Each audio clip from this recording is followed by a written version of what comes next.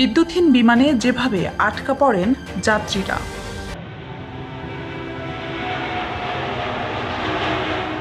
বিমান বাংলাদেশ এয়ারলাইন্সের দুবাইগামী রাতের একটি ফ্লাইটে 2 ঘন্টা বিদ্যুৎ ছিল না। দুর্বিষহ হয়ে ওঠে দুবাইগামী যাত্রীদের জীবন।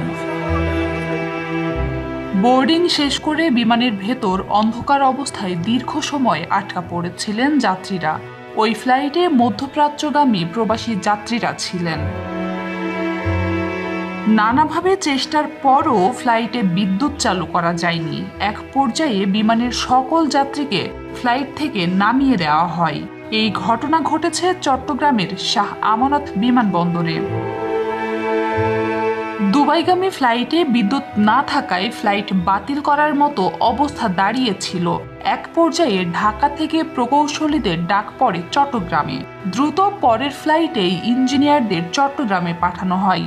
বিমানের ভেতর দীর্ঘ সময় যাত্রীরা গরমে ঘেমে ওঠেন।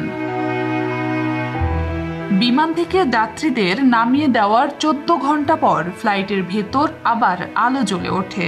এই দীর্ঘ সময় ফ্লাইটের সকল যাত্রী বিমানবন্দরেই অপেক্ষার প্রহর গুনতে থাকেন। ঢাকা চট্টগ্রাম দুবাইগামী ফ্লাইট BG-147-এ এই ঘটনা ঘটে। তীব্র গরম ও অন্ধকারে মানবেতর সময় কাটাতে হয়েছে যাত্রীদের। বেশ কয়েকজন নারী ও শিশু অসুস্থ হয়ে পড়লে তাদেরকে চট্টগ্রামের একটি হোটেলে নিয়ে যাওয়া হয়।